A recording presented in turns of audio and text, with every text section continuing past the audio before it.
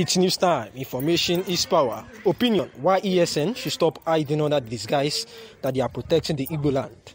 The indigenous people of Biafra, IPOB, formed the Eastern Security Network and ESN. According to them, the main activities ESN is to protect the Igbo land, and they recruited these men, gave them uniform, equipped them with many weapons. The group made this known in a statement signed by its media and publicity secretary, Imam Powerful, on Friday. The IPOB blamed the certain ablaze of valuable properties belonging to the citizens of the Awomama community on suspected security officers who allegedly invaded the community for revenge.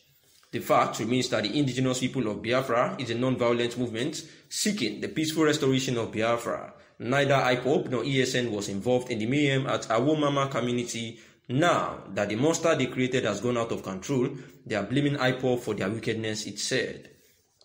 The group, however, tasked political leaders, stakeholders of the Southeast Zone to resist Boko Haram and Fulani bandits who allegedly work in disguise of security operatives from slaughtering the innocent citizens of the zone. Biafra, IPOB, Nnamdi Kanu reiterated that many advanced sovereign nations in the world got their self-determination after a revolution. A adopted revolution now, initiated by human rights activist Omoyele Sowore, to ask Igbo, Yoruba and Middle Belt people to steer a revolution that will give them separate countries away from Nigeria through a referendum. Reviewed this in an opinion article received by Sarah reporters on Wednesday. He said, "The truth is that legal battle and diplomatic move cannot give us Biafra. Bruce Fein, Barrister Ejiofor, and co-lawyers will not give us Biafra. It doesn't matter if we buy the highest educated US lawyer, it will not give us Biafra. Only revolution will give us Biafra. Go and check the history of nations' freedom. No nation has ever gotten freedom legally. Absolutely none. Before America gained independence, there was a revolution. Before China, UK, France, Germany, Russia gained independence, there was a revolution. Even before Israel, the most persecuted nation, gained freedom in 1948, there was a revolution. How about the recent South Africa? Was there no revolution? All these nations conducted revolutions not because they were equipped militarily, but because they were strong in mind. South Africa conducted a revolution even when their leader, Nelson Mandela, was in detention. When are we going to conduct our revolution? Maybe when Nigerian soldiers kill all our brave youths who could have carried out the revolution. We are all shouting, free Nnamdi Kanu. And my question is, if Onyedu Nnamdi Kanu is free today, what will be the next step? To continue broadcasting from where he stopped, isn't it? Onyedu has completed his job.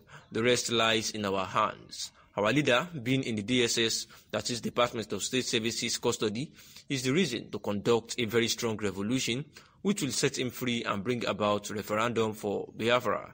His illegal abduction is what will vindicate us at the international community when the tension starts. Revolution is the only key that will draw the attention of the International Criminal Court. Many will die, but freedom is sure at the end.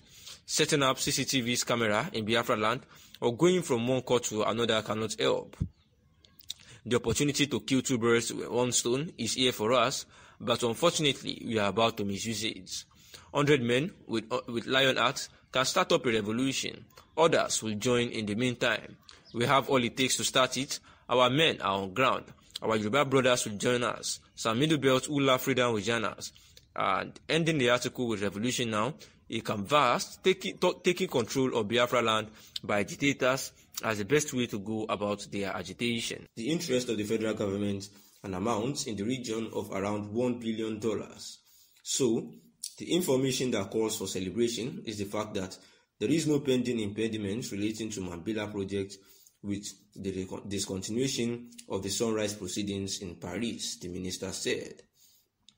And this is the Attorney General of the Federation, Abubakar Malami, saying to the pressmen that actually interviewed him that the federal government is not outlooking the using political solution in solving the case at hand as per the self-determination agitators who had been arrested for quite a while now. That is Sunday Adeyemo Igboho of the Yoruba Nation sect that had been agitating for the freedom of the Yoruba Nation, that is the breakaway from Nigeria, and also Nnamdi Kanu of the indigenous people of Biafra, which is also a secession group who wants to break away from Nigeria.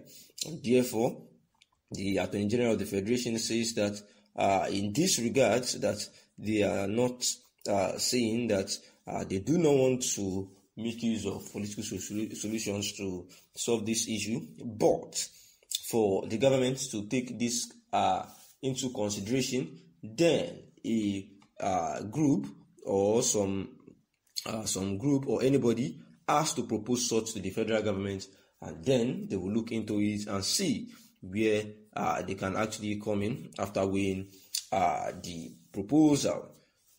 We know that the leader of the indigenous people of Biafra, IPOB, Kanu, had actually been accused of engaging in activities that can destabilize the country, where he was in charge, 7 fresh count charges against him, which borders on terrorism and treasonable felony. And his trial by Justice B. Ita Inyako had yet again be adjourned to January 19th, 2022, where Malami said that as far as security situation is concerned, the governance would not open their eyes and allow people, to do things that would break the country into two or breach the peace of the nation, saying that crime is a crime, and whenever there is a criminal undertone associated with particular conduct, the government needs to take steps to ensure that the people are operating in a way that is justifiable, and whatever is not, or whatever is breaching the peace of the land, those behind it has to be brought to book.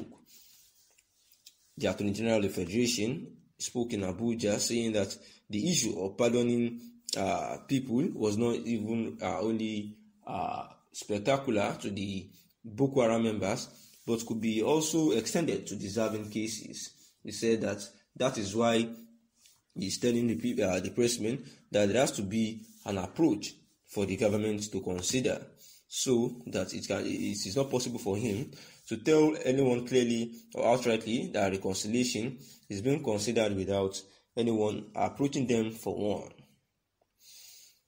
So therefore, he says that they cannot operate a conciliatory approach in the blues, that it is never one-sided, that there has to be an approach and a counter concentration where they have to go through the approach and see the totality of it, and see if they can grant the request, and that is why the Mambila Power Project was being held down. Malami said that the remaining obstacle to the project has actually been removed. He said